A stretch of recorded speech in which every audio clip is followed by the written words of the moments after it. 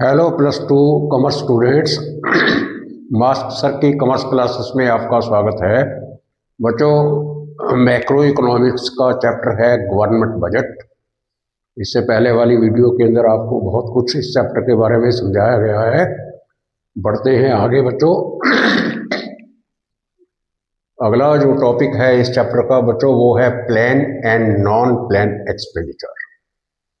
बच्चों, plan expenditure तो clear है कि इनका पहले से ही प्लान होता है, यानी पहले से ही ये खर्चे प्लान्ड होते हैं।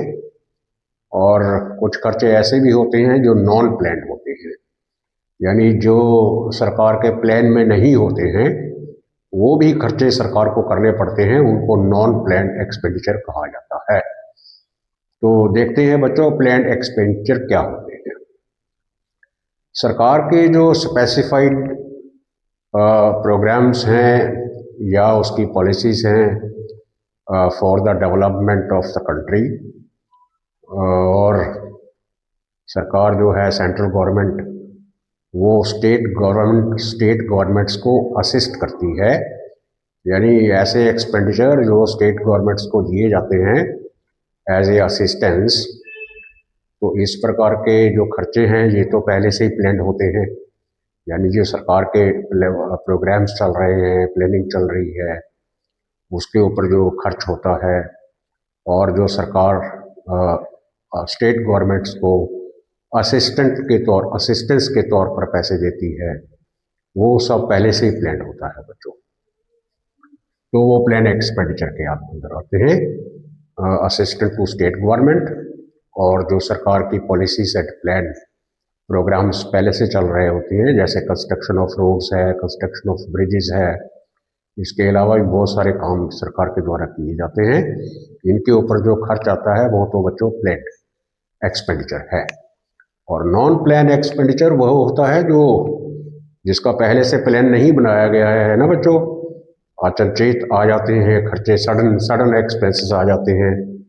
तो जैसे वो सभी खर्चे जो प्लान्ड नहीं थे, जो ऐसे खर्चे जो जिनका पहले प्लान तैयार नहीं किया गया, इट मीन्स वो नॉन प्लान एक्सपेंडिचर हैं। तो ये कौन कौन से होते हैं बच्चों? ये जो सेंट्रल गवर्नमेंट है उसकी जो नॉर्मल रूटीन फंक्शनिंग होती है उसके ऊपर ये खर्च होते हैं, जैसे लॉ एंड ऑर्डर है ना बच्चों। लॉ एंड ऑर्डर को मेंटेन करने के लिए सडन एक्सपेंसेस आ जाते हैं कई बार, और कई बार सब्सिडीज देने के लिए वैसे तो सब्सिडी सरकार प्लान करके रखती है, लेकिन कई बार उससे भी ज़्यादा सब्सिडी देनी पड़ जाती है सरकार को, तो वो नॉन प्लान हो गया। तो इस प्रकार से आपको बच्चों पता चला है कि प्लान एक्सपेंडिचर और नॉन प्लान एक्सपेंडिचर क्या होते हैं। बच्चों, अगला टॉपिक है बजट डेफिसिट। बजट डेफिसिट का मतलब ये होता है कि घाटे का बजट। घाटे का बजट का मतलब ये होता है कि सरकार की जो टोटल एक्सपेंडिचर है, यानी बजट एक्सपेंडिचर, वो टोटल रेवेन्यू यानी बजट रेवेन्यू से ज़्यादा होता है। जब सरकार का टोटल एक्सपेंडिचर मतलब बजट एक्सपेंडिचर ज़्यादा हो, more than budget receipts means total receipts. अगर बजट एक्सपेंडिचर ज़्यादा है बजट रिसीप्ट से, तो इसको बजट डेफिसिट कहा जाता है बच्चों। घाटे का बजट, सरकार खर्च ज़्यादा कर देती है ना, खर्चा। इस खर्चे में रेवेन्यू एक्सपेंडिचर और कैपिटल एक्सपेंडिचर दोनों हैं, ये ज़्यादा हो जाते हैं, और उसकी जो रिसीप्ट्स हैं बजट रिसीप्ट्स यानी रेवेन्यू रिसीप्ट्स और कैपिटल रिसीप्ट्स ये कम रह जाती है। तो इस सिचुएशन को बजट डेफिसिट कहा जाता है बच्चों। और यानी बजट डेफिसिट निकालने के लिए आप बजट एक्सपेंडिचर में से बजट रेवेन्यू माइनस करोगे। बजट एक्सपेंडिचर के अंदर दोनों चीज़ें इंक्लूड हैं बच्चों, revenue expenditure plus capital expenditure. और ये बजट रिसिप्ट रेवेन्यू के अंदर दोनों चीज़ें इंक्लूड हैं, रेवेन्यू रिसिप्ट्स है ना बच्चों, और कैपिटल रिसिप्ट्स। ये दोनों माइनस करने के बाद जो आएगा वो आपका बजट डेफिसिट हो जाएगा। उसके बाद होता है रेवेन्यू डेफिसिट। ये सिर्फ रेवेन्यू डेफिसिट है। रेवेन्यू डेफिसिट मीन्स जो रेवेन्यू एक्सपेंडिचर है, इसमें कैपिटल एक्सपेंडिचर नहीं लेना है, सिर्फ रेवेन्यू एक्सपेंडिचर में से रेवेन्यू रिसीव्स माइनस करनी है। जब सरकार का रेवेन्यू एक्सपेंडिचर, रेवेन्यू सिर्फ रेवेन्यू, बच्चों कैपिटल नहीं होना चाहिए इसके अंदर, रेवेन्यू एक्सपेंडिचर जब मोर देन है रेवेन्यू रिसीव्स सरकार की, सरकार का जो रेवेन्यू एक्सपेंडिचर है वो रेवेन्यू रिसीव्ट से ज़्यादा है, तो इस सिचुएशन को रेवेन्यू डेफिसिट कहा जाता है बच्चों। आगे है फिस्कल डेफिसिट। फिस्कल डेफिसिट क्या है? ये फिस्कल डेफिसिट आप फाइंड कर सकते हो बजट एक्सपेंडिचर। बजट एक्सपेंडिचर का मतलब दोनों टाइप के expenditure, revenue expenditure and capital expenditure, और माइनस में बजट रिसीप्ट्स, दोनों टाइप के बच्चों। बजट रिसीप्ट्स दोनों टाइप की, कौन कौन सी? एक रेवेन्यू रिसीप्ट्स और एक कैपिटल रिसीप्ट्स। बट इसमें बोरोइंग्स नहीं होनी चाहिए, यानी जो रिसीप्ट्स हैं, जो बोरो करके सरकार पैसा लेती है ना, रिसीव करती है, वो नहीं होनी चाहिए। बोरोइंग्स को छोड़कर बाकी की रिसीप्ट्स, बजट रिसीप्ट्स, यानी रेवेन्यू रिसीप्ट्स, कैपिटल रिसीप्ट्स, इसके अंदर बोरोइंग्स नहीं होनी चाहिए। तो बजट एक्सपेंडिचर में से अगर budget receipts other than borrowings minus करोगे तो बच्चों वो आ जाएगा फिस्कल डेफिसिट। फिर आगे होता है बच्चों प्राइमरी डेफिसिट। तो प्राइमरी डेफिसिट क्या है? फिस्कल डेफिसिट, ये वाला फिस्कल डेफिसिट जो हमने फाइंड किया है, बजट एक्सपेंडिचर में से budget receipts other than borrowings minus करने के बाद जो फिस्कल डेफिसिट आया है, इस फिस्कल डेफिसिट में से जो सरकार ने इंटरेस्ट पे किया है वो माइनस करने पर प्राइमरी डेफिसिट आ जाता है। तो ये रहा बच्चों बजट डेफिसिट क्या होता है। पता चल गया आपको कि बजट एक्सपेंडिचर में से जब सरकार के बजट एक्सपेंडिचर बजट रेवेन्यू से ज़्यादा होते हैं तो बजट डेफिसिट होता है। आगे है बच्चों रेवेन्यू डेफिसिट। ये सिर्फ रेवेन्यू है, रेवेन्यू डेफिसिट है। रेवेन्यू डेफिसिट मीन्स जो रेवेन्यू एक्सपेंडिचर है, अगर सरकार के रेवेन्यू एक्सपेंडिचर रेवेन्यू रिसीप्ट से ज़्यादा हो तो फिर वो होता है रेवेन्यू डेफिसिट। आगे है बच्चों फिस्कल डेफिसिट। फिस्कल डेफिसिट जो बजट एक्सपेंडिचर है, दोनों टाइप का एक्सपेंडिचर, रेवेन्यू एक्सपेंडिचर भी और कैपिटल एक्सपेंडिचर भी, उसमें से आपको माइनस करना है बजट रिसीप्ट्स, दोनों टाइप की, कैपिटल एंड रेवेन्यू रिसीप्ट्स, लेकिन बोरोइंग्स नहीं होनी चाहिए बस। तो माइनस करने पर आएगा फिस्कल डेफिसिट। आगे प्राइमरी डेफिसिट है। प्राइमरी डेफिसिट आप फाइंड कर सकते हो अगर फिस्कल डेफिसिट में से आप इंटरेस्ट पेमेंट, जो सरकार ने जो बोरो किया हुआ है पैसा, उसके ऊपर जो ब्याज भरा है बच्चों, वो अगर माइनस कर दोगे तो वो आ जाएगा प्राइमरी डेफिसिट। तो बढ़ते हैं आगे। आगे है फिस्कल डेफिसिट के इम्प्लीकेशंस। कुछ इम्प्लीकेशंस हैं बच्चों फिस्कल डेफिसिट के। फिस्कल डेफिसिट आपको पता चल गया है कि जो बजट एक्सपेंडिचर हैं, budget expenditure means revenue expenditure and capital expenditure, वो मोर देन होते हैं then budget receipts. Budget receipts मतलब capital receipts and revenue receipts other than borrowings. तो इसका दूसरा मतलब भी निकाला जा सकता है कि अगर आप बजट एक्सपेंडिचर में से माइनस करो, अगर माइनस कर दो अगर आप budget receipts means revenue receipts and capital receipts other than borrowings, तो जो माइनस करने पर आएगा वो सरकार की बोरोइंग्स पता चल जाएंगी आपको कि सरकार ने कितना पैसा लोन पे ले रखा है ना बच्चों। तो इस तरीके से बोरोइंग्स फाइंड की जा सकती हैं, यानी जो फिस्कल डेफिसिट है वो बोरोइंग्स ही है एक तरीके का, कि सरकार ने इतना पैसा जो है कर्ज पर ले रखा है। तो उसके कुछ इम्प्लीकेशंस हैं। सबसे पहला इम्प्लीकेशन तो बच्चों इन्फ्लेशनरी स्पाइरल है। अब ये स्पाइरल क्या होता है, इन्फ्लेशन क्या होता है? इन्फ्लेशन का मतलब बच्चों होता है बाजार के अंदर जनरल प्राइस लेवल बढ़ जाता है, यानी चीज़ों की कीमतें बढ़ने लगती है। कैसे कैसे होता है ये? देखिए, जब सेंट्रल गवर्नमेंट आरबीआई से या कहीं से लोन लेती है, बोरो करती है पैसा, तो मार्केट के अंदर मनी की सप्लाई बढ़ जाती है ना बच्चों, मनी की सप्लाई बढ़ती है। तो जो बोरो करती है वो उस पैसा कहाँ जाता है, पब्लिक के पास जाता है, यानी बाजार के अंदर मनी की सप्लाई बढ़ती है। मनी की सप्लाई बढ़ने से क्या होता है, बाजार के अंदर चीज़ों की डिमांड और गुड्स एंड सर्विसेज की डिमांड बढ़ने लगती है। अब गुड्स एंड सर्विसेज की डिमांड अगर बढ़ेगी तो उससे क्या होगा बच्चों, जो बाजार में उन वस्तुओं की चीज़ें हैं, गुड्स के प्राइसेस हैं वो बढ़ने लगते हैं, और बढ़ने लगते हैं तो इसी को इन्फ्लेशन कहा जाता है बच्चों। तो सबसे पहला एप्लीकेशन तो ये है, इन्फ्लेशनरी स्पाइरल में सरकार फंस जाती है ना बच्चों। दूसरा है नेशनल डेब्ट। नेशनल डेब्ट क्या है कि सरकार जो नेशनल कॉम पूरी जो कॉम का यानी नेशनल डेब्ट है वो इंक्रीज हो जाता है, बढ़ जाता है। एक लोन लिया जाता है, फिर उसके ऊपर बहुत हैवी इंटरेस्ट पे किए जाते हैं, फिर और लोन लिया जाता है। इस तरीके से नेशनल डेब्ट जो है वो बढ़ता जाता है। और तीसरा है बच्चों vicious circle of high deficit. Vicious circle कैसे हुआ, ये देखो, सरकार ने एक पहले लोन लिया है ना बच्चों, उससे क्या हो गया, अब जब लोन लेने का मतलब ये है कि जीडीपी के अंदर ग्रोथ कम है ना बच्चों। जीडीपी के अंदर ग्रोथ कम होने की वजह से सरकार को बोरो करना पड़ता है।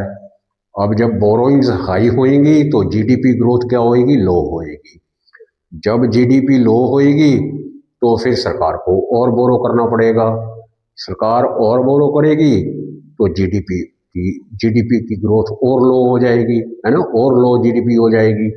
और लो जीडीपी होगी तो सरकार को और बोरो करना पड़ेगा। तो ये विशियस सर्कल है जिसके अंदर सरकार फंस जाती है इस तरीके से। और उसके बाद है क्राउडिंग आउट। क्राउड का मतलब ये होता है बच्चों, जब सरकार पैसा बोरो करती है तो उसको अपनी जीडीपी का काफ़ी हिस्सा उस कर्ज को उतारने में खर्च हो जाता है, इंटरेस्ट पे करने के लिए खर्च हो जाता है। तो सरकार के पास फिर प्राइवेट इन्वेस्टर्स जो हैं उनको पैसा इन्वेस्ट करने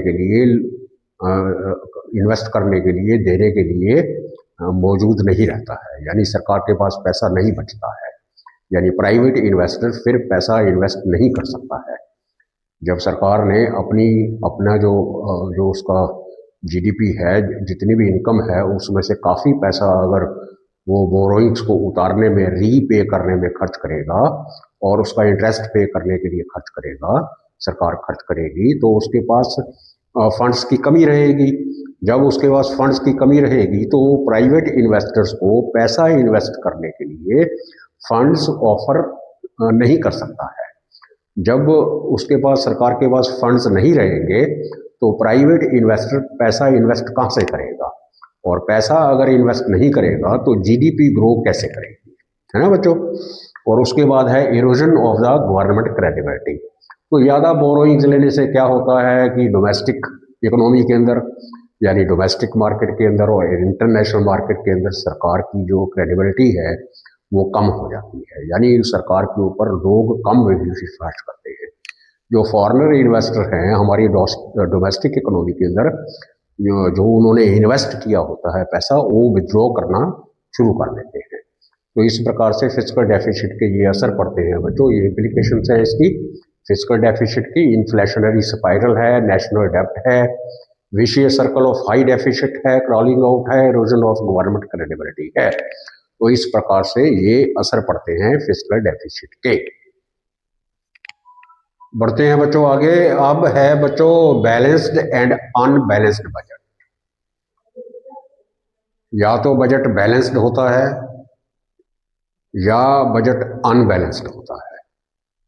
बैलेंस्ड बजट का मतलब क्या है कि सरकार के पास जो आ रहा है उतना खर्च कर रही है, बस, तो बजट बैलेंस्ड है ना।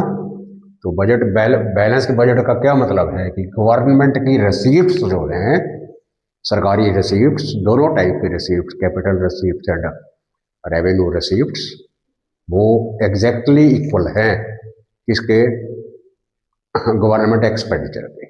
गवर्नमेंट एक्सपेंडिचर मीन्स उस सरकार का total expenditure, revenue expenditure and capital expenditure, ये दोनों बराबर हैं, यानी जितना पैसा आ रहा है उतना ही खर्च हो रहा है। तो फिर बजट जो होगा वो बैलेंस्ड बजट होगा।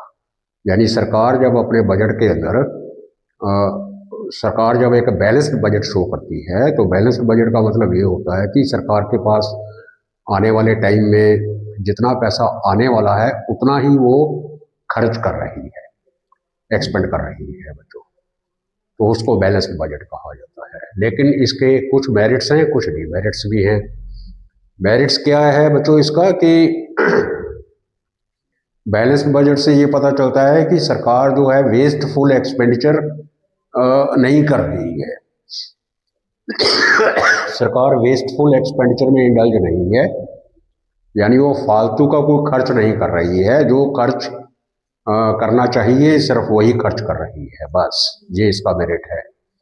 और दूसरा मेरिट ये है कि बैलेंस बजट जो है वो फाइनेंशियल स्टेबिलिटी को शो करता है। भी देश के अंदर यानी इकोनॉमी में फाइनेंस की स्टेबिलिटी बनी रहती है। कैसे? तो सरकार डेफिसिट बजट शो नहीं कर रही है, सरकार कुछ बोरो नहीं कर रही है। जब वो बोरो नहीं कर रही है तो अपना रीपे नहीं करना पड़ रहा है, इंटरेस्ट पे नहीं करना पड़ रहा है।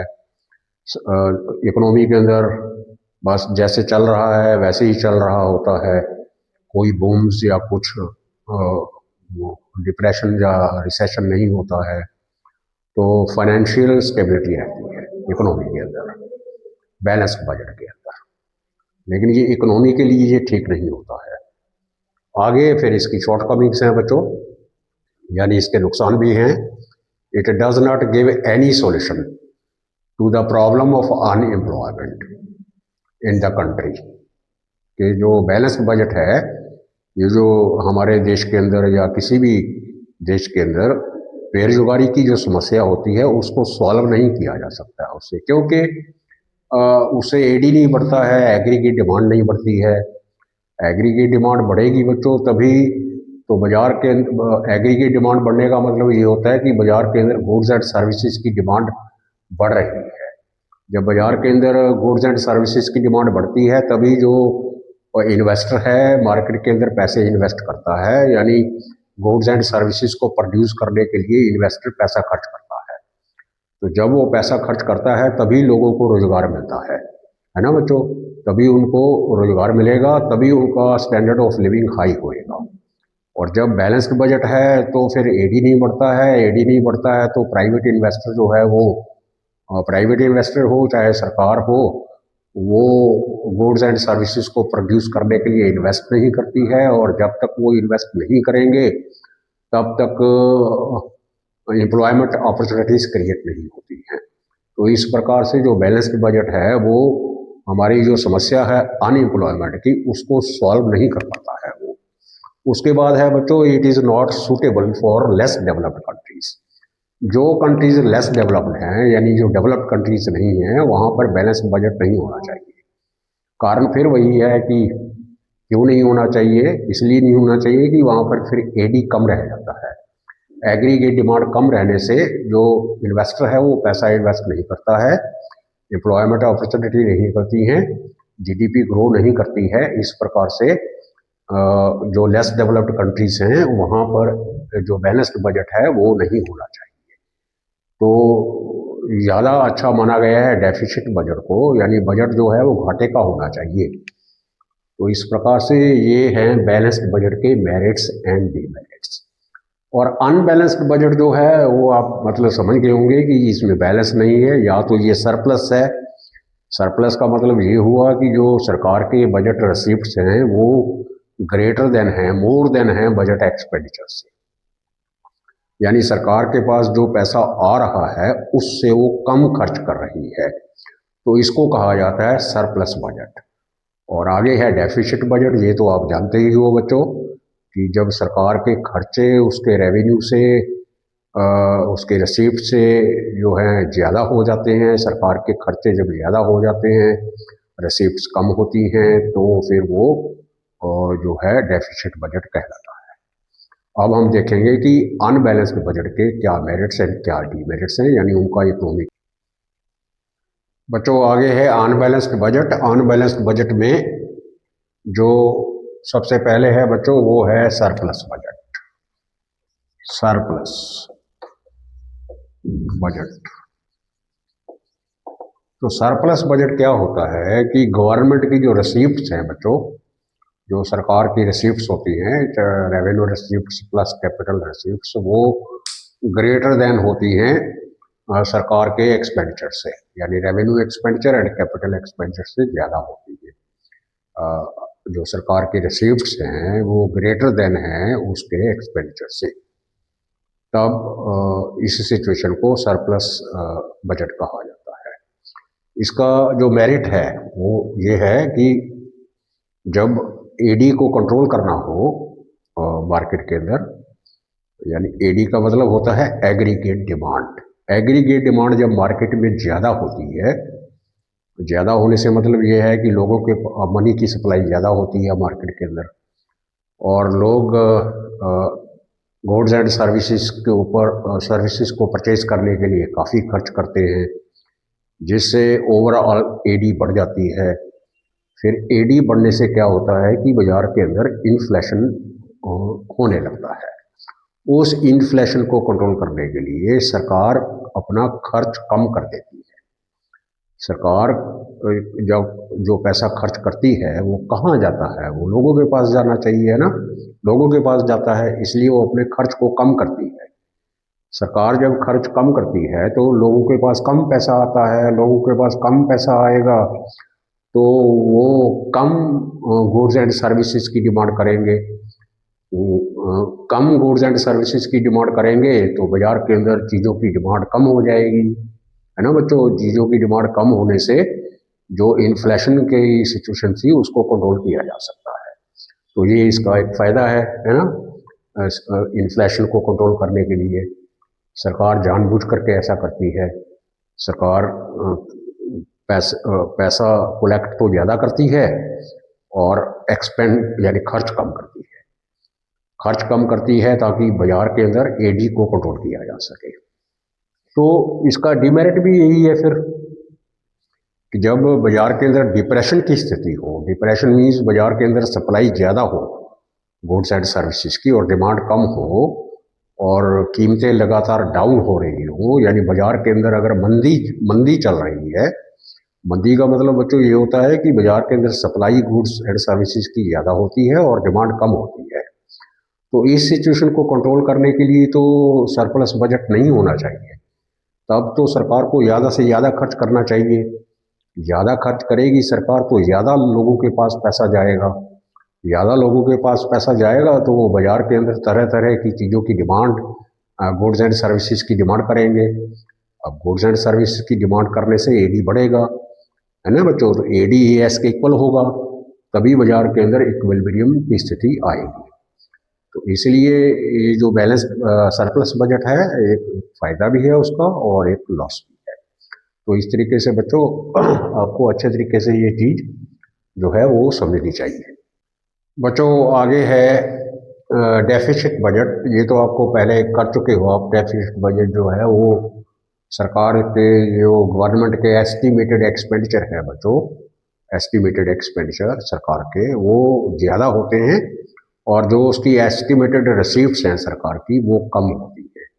यानी सरकार का पैसा जा तो ज़्यादा रहा है, खर्च ज़्यादा हो रहा है और उसकी रिसीप्ट्स जो हैं वो कम है।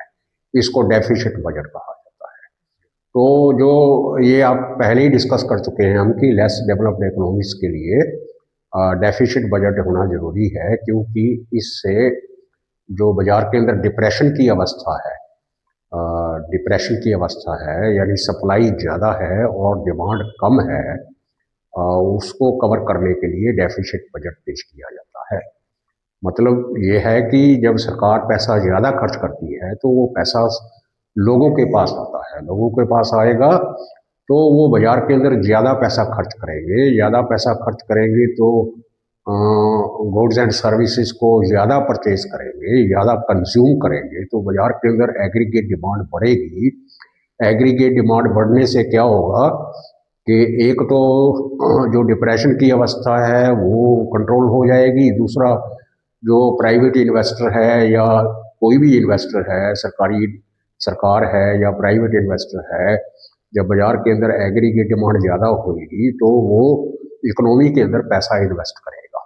पैसा इन्वेस्ट करने से क्या होगा कि नई फैक्ट्री खुलेगी, लेवल ऑफ प्रोडक्शन बढ़ेगा, लेवल ऑफ इनकम बढ़ेगा, लेवल ऑफ प्रोडक्शन बढ़ने से लेवल ऑफ एम्प्लॉयमेंट बढ़ेगा, यानी जो बेरोजगार लोग हैं उनको रोजगार मिलेगा, और रोजगार मिलने से उनको उनका स्टैंडर्ड ऑफ लिविंग हाई होएगा।